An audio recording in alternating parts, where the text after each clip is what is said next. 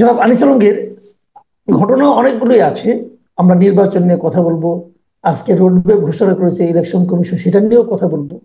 কিন্তু হুম। তার আগে যে প্রসঙ্গটা আজকে সকাল থেকে আমাদেরকে বেশ বিচলিত করছে, সেটা হলো যে ঢাকা রিপোর্টার্স ইউনিটিতে একটা গোল টেবিল বৈঠক ছিল। হুম। ৭১ মঞ্চ ওরা আ- আয়োজন করেছিলেন। কতিপয় সিনিয়র মুক্তিযোদ্ধা ছিলেন ওখানে, আমাদের সঙ্গে হুম। যোগাযোগ করেছিলেন, সম্ভবত আপনার সঙ্গে যোগাযোগ করে থাকবেন। তো হুম। তাদের সেই অনুষ্ঠানে সেটা বিষয়টা ছিল সম্পূর্ণভাবে এক আলোচনার বিষয় ছিল সংবিধান নিয়ে। সংবিধানের যে পরিবর্তনগুলি হচ্ছে হয়তো সেটা নিয়ে আলোচনা। আইন বিভাগের অধ্যাপক হাফিজুর রহমান কার্জনও ছিলেন, সিনিয়র সাংবাদিকরাও ছিলেন। হঠাৎ করে সেখানে কিছু লোক মব আকারে স্লোগান দিতে দিতে ঢুকে পড়েছে হ্যান্ড মাইক নিয়ে। তারপরে দেখলাম তারা ওখানে বেশ কিছু ভাঙচুরও করলো।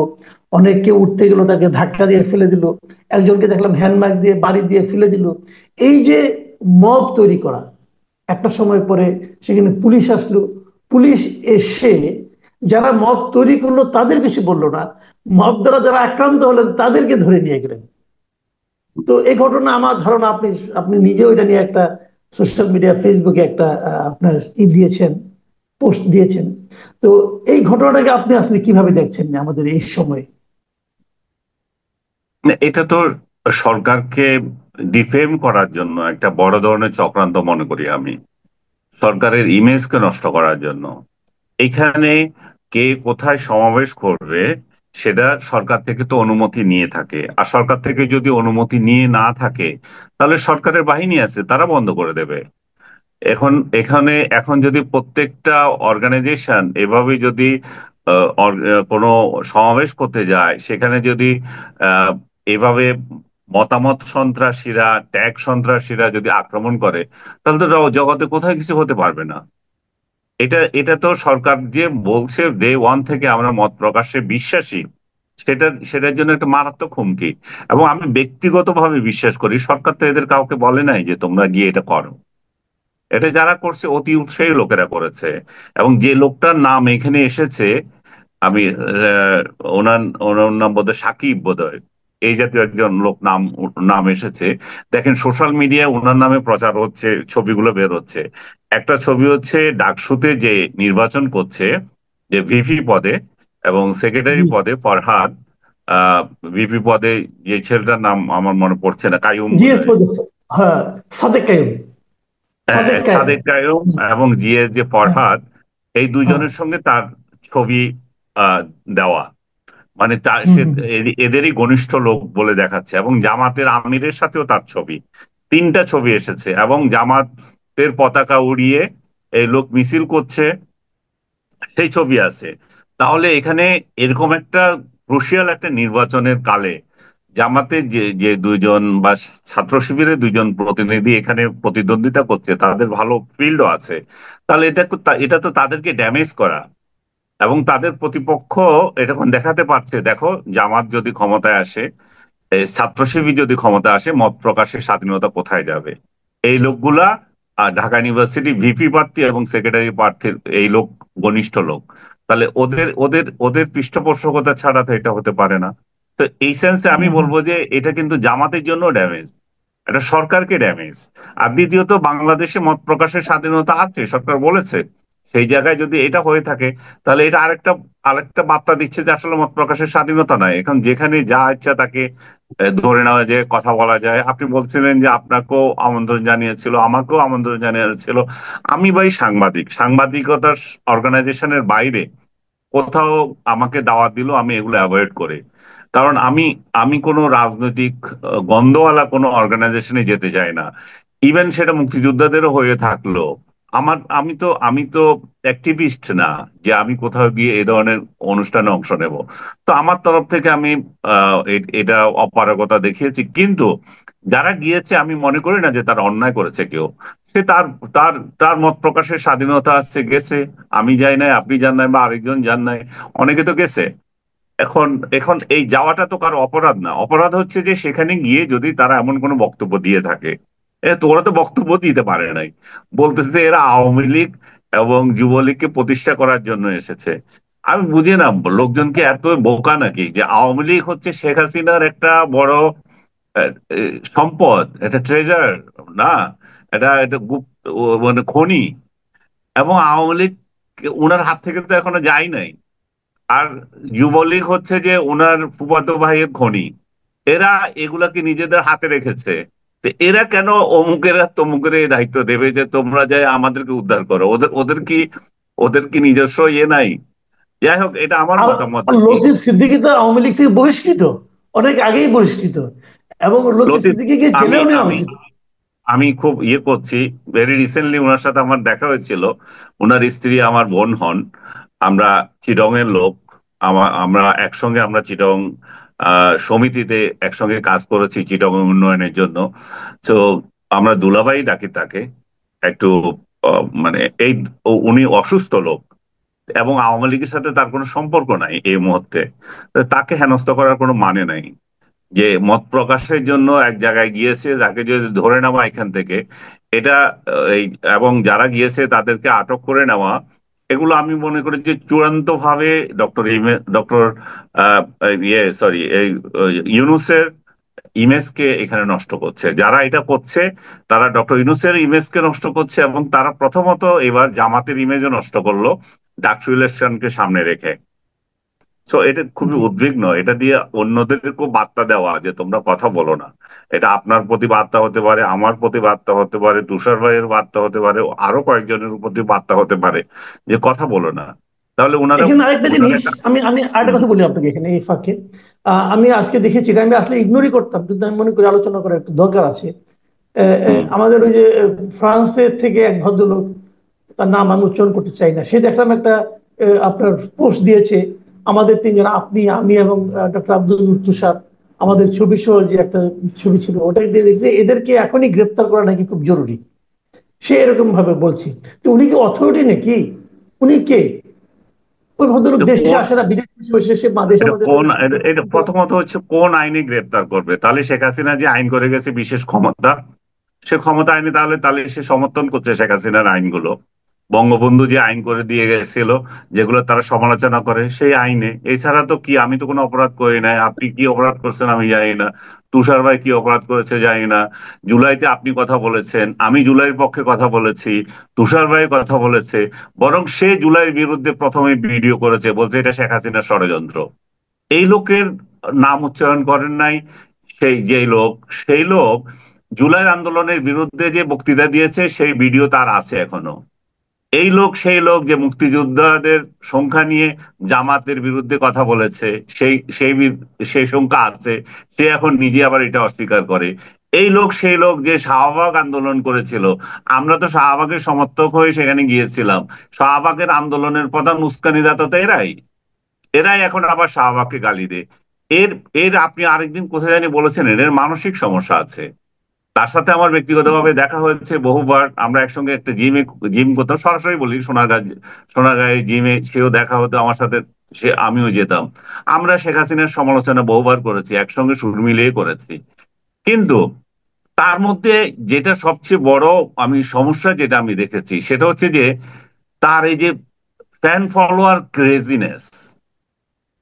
আমি আমি কাল পরশু একটা ভিডিও দেখেছিলাম যে একটা রাখাল ছেলে, আপনি দেখেছেন কিনা জানি না, একটা রাখাল ছেলে কতগুলো ছাগল পেছন, একদল ছাগল তার পেছনে, এবং একটা অগ্নিকুণ্ডে সে বৃত্তে ঘুরলো ওই ওই রাখাল ছেলেটা এদেরকে নিয়ে। তাকে ফলো করছিল।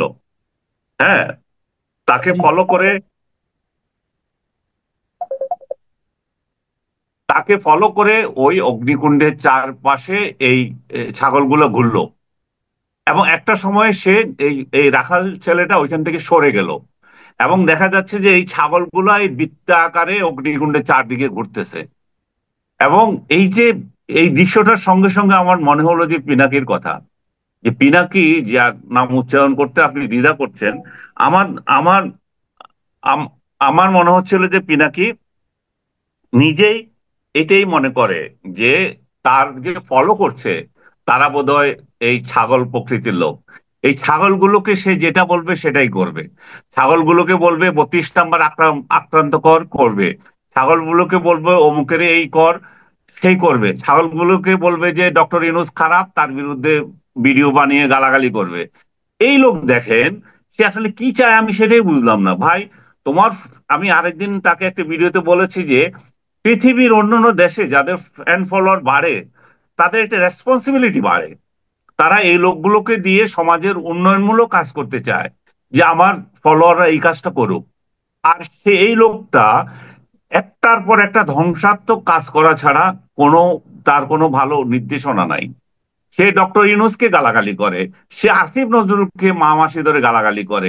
সে গালাগালি করে না এমন কে আছে? সে বিএনপি নেতাদের তারেক রহমানকে গালাগালি করছে, তারপর সালাউদ্দিন ভাইকে গালাগালি করছে, মির্জা আব্বাসকে গালাগালি করছে, সবাইকে গালাগালি করছে, ইভেন জামাতের আমিরকেও গালাগালি করে আবার তার পা চাটে।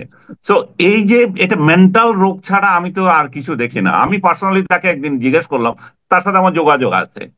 আমি তাকে বললাম যে ভাই, এখন তো হাসিনা নাই, এখন বাইরে থেকে কি লাভ? দেশে আসেন। এই যে ডক্টর ইনোদ যে ভদ্রমহিলাকে স্বাস্থ্য খাতের দায়িত্ব দিয়েছে, এই মহিলার তো কোনো অভিজ্ঞতা নাই। আপনি স্বাস্থ্য খাতটাকে একটু দেখেন, তাদের সাথে যদি আপনার সম্পর্ক ভালো আছে, আপনি যদি স্বাস্থ্য খাতের দায়িত্বটা নেন তাহলে ভালো করতে পারেন।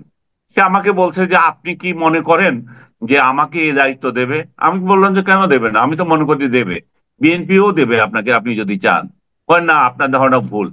তো আমার মনে হচ্ছে তার একটা ফ্রাস্ট্রেশন জাগছে, যে সে আশা করেছিল ডক্টর ইউনূস তাকে হেলিকপ্টার পাঠিয়ে নিয়ে আসবে, এবং এই যে তার ফ্যান ফলোয়াররা এখানে আন্দোলন করবে যে ইউনূস ফিনাকিকে কেন আনো না। এই ধরনের একটা ফ্যান্টাসিতে ভুগে সে এইগুলো করছে।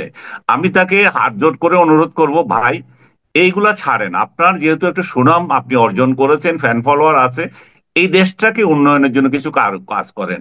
আমার ফ্যান ফলোয়ার পালার দরকার নাই। আমি ভিউ ব্যবসা নিয়ে করি না, আমার ওই ওই ফলোয়ার ব্যবসা করি না।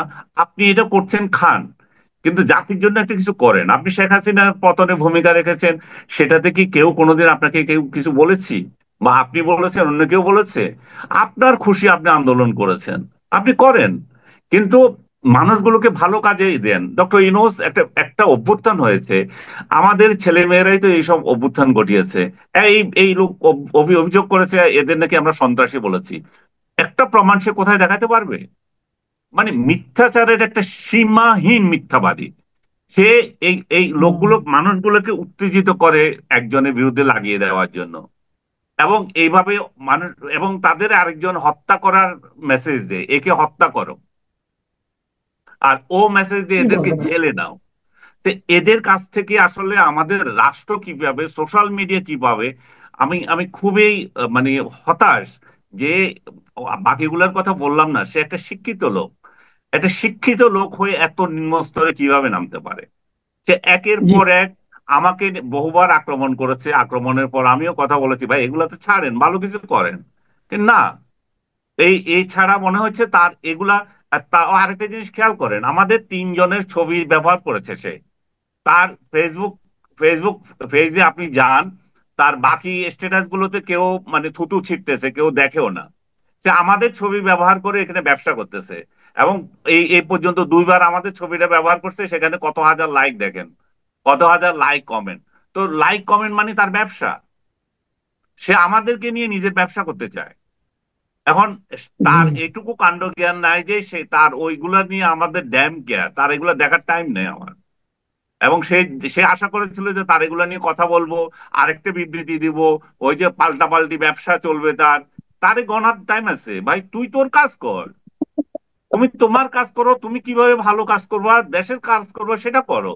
তুমি একটা বিপ্লবে ভালো ভূমিকা রেখেছো, সেটা আমাদের সরকার, বিরোধী দল সবাই স্বীকৃত। তো করো সেটা। এখন দেশে এসে ভালো কিছু করো। আসো না কেন? শেখ হাসিনা তো তোমাদের জন্য আজরাইল ছিল, সে তো নাই। তোমাদের জন্য ডিজিএফআই, তোমাদের জন্য আজরাইল ছিল বলতা, এবং ভারত দিয়ে পালাইছো। তোমাকে ভারতের রয়ের এজেন্ট বলে কেউ কেউ। আমি রয়ের এজেন্ট বলতে চাই না, কিন্তু তুমি নিজে বাধ্য করছো যে তুমি আসলেই রয়ের এজেন্ট। তুমি চাচ্ছ এই দেশটা তছনছ হয়ে যাক। এই দেশটা তছনছ হয়ে গেলে এই ইন্ডিয়া আমাদের এখানে ইন্টারভেন করতে পারে, ইন্ডিয়া আমাদের এখানে হস্তক্ষেপ করতে পারে। তুমি আসলে সেটাই চাচ্ছ। তোমাকে যে রয়ের এজেন্ট বলে, ভারতীয় দালাল বলে, এমনি এমনি তো মানুষ বলতেছে না। এবং আমি আমাদের তার ফলোয়ার যারা আছে তাদেরকেও বলবো, ভাই অন্ধত্বের একটা সীমা আছে। আপনি তার তার ইয়ে দেখে অন্যদের গালাগালি করবেন, কি কারণে করবেন সেটার একটা রিজন দিয়ে করেন। এই দেশে এই জুলাই বিপ্লব যারা সমর্থন করেছে আপনি তাদেরকেও গালি দিচ্ছেন। তো তাহলে আপনি কি পাচ্ছেন আপনারা? এটা আপনাদের জি জি আপনাদের আসল উদ্দেশ্য কি? আপনারা কি ডক্টর ইউনূসকে সফলতা দেখতে চান? আপনারা কি চান যে ফেব্রুয়ারিতে একটা ভালো ইলেকশন হোক, আমাদের জাতি একটা ক্রান্তিকাল অতিক্রম করে একটা রোড, একটা ইয়ে যাক? আর সবচেয়ে বড় কথা হচ্ছে, আমরা যে রাজনৈতিক দলগুলোকে আসবে, ক্ষমতায় আসবে আমরা আশা করছি, হয় বিএনপি আসবে নয় জামাত আসবে, এই তো। এনসিপি আসার তো আমি পার্সোনালি কোনো সম্ভাবনা দেখি না। তো এই যে দুইটা দল যদি আসে, এরা এসে কি করবে? যে এনআরকি তৈরি করে রেখেছে, এবং বিএনপিও কিছু এটা নিয়ে বলতেছে না, এবং এই জামাতও কিছু বলে না, এবং ডক্টর ইউনূস তো বলছে। আমি তো মনে করি ডক্টর ইউনূস যদি একটা ঘোষণা দেয়, তোমরা যদি এই এনআরকি চালাতে থাকো তাহলে আমি ক্ষমতায় থাকবো না, আমি আমি ছেড়ে চলে গেলাম, কালকে এটা বন্ধ হয়ে যাবে। কারণ তাকে জি যারা রাখছে, জামাত, বিএনপি, অন্যরা, তারা তো বলবে যে ভাই আপনি না, বিশেষ করে জামাত, যে ভাই আপনি চলে গেলে তো আমাদের রাজত্ব শেষ হয়ে যায়। এবং ডক্টর ইউনূস কেন এই কথা বলেন না, এই রাগটা করেন না আমি জানি না। উনার ইমেজ কি বাড়ছে? উনাকে তো মব মবের যত বদনাম এটা তার উপরই যাচ্ছে, তাই না? জি। আচ্ছা, আমরা আমরা শেষ প্রশ্নটা করি, একটু ছোট করেই বলেন এটা। এটা হলো, আজকে দেখলাম আমরা নির্বাচন কমিশন রোডম্যাপ ঘোষণা করলো। এই যে হুম, বললো যে মানে মানে তারা কিভাবে নির্বাচন করবে না করবে এগুলো বললো। কিন্তু এদিকে দেখলাম আবার এনসিপি খুব দ্রুত এটার প্রতিক্রিয়া দিল।